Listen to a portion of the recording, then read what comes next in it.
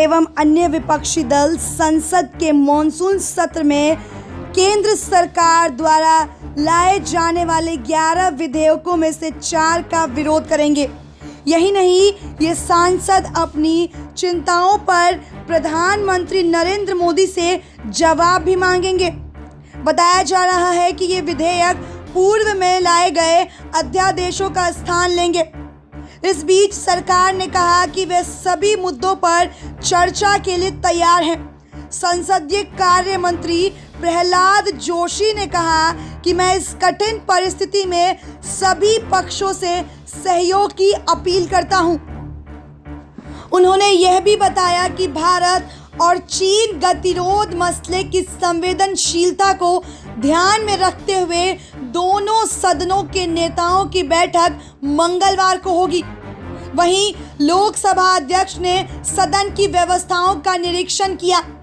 उन्होंने बताया कि सभी माननीय सदस्यों, संसद में आने वाले अधिकारी और कर्मचारियों का कोरोना टेस्ट करवाया गया है। सभी दलों के नेताओं ने संसद के सत्र को सुचारू रूप से चलाने के लिए सहयोग करने का भरोसा दिया है। वहीं कांग्रेस के वरिष्ठ नेता जयराम रमेश ने रविवार को कहा कि पार्टी समान सोच वाले दलों के साथ संपर्क में है। कांग्रेस ने संसद के दोनों सदनों में कृषि से जुड़े 3 विधेयकों और बैंकिंग नियमन कानून का पुरजोर विरोध करने का फैसला किया है। दूसरी ओर विपक्षी दलों ने महामारी से निपटने, अर्थव्यवस्था की स्थिति और लद्दाख में सीमा पर चीनी आक्रामकता जैसे मसलों पर सरकार को घेरने के लिए साझा रणनीति बनाने का फैसला किया है।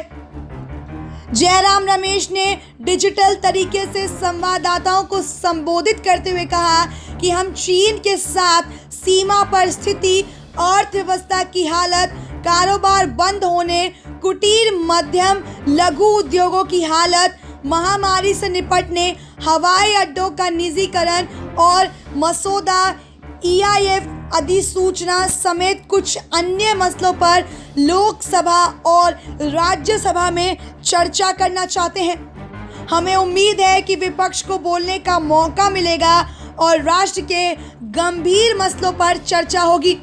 हम यह भी उम्मीद करते हैं कि हमारे सवालों पर जवाब देने के लिए प्रधानमंत्री दोनों ही सदनों में मौजूद होंगे।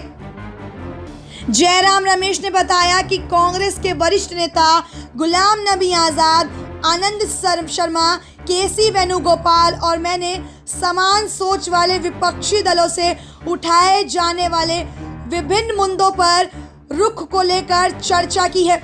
पूर्व केंद्रीय मंत्री ने कहा कि समान सोच वाले दलों ने 4 अध्यादेशों का विरोध किया है। सरकार ने पूर्व में इनको लागू किया था और अब इनकी जगह विधेयक लाए जाएंगे। उन्होंने केंद्र पर निशाना साधते हुए कहा कि 4 अध्यादेशों ने राज्य के अधिकार ले लिए हैं और अब इससे आगे शक्ति का केंद्रीकरण होगा। SPN 9 न्यूज़ रूम से शालिनी झा की रिपोर्ट।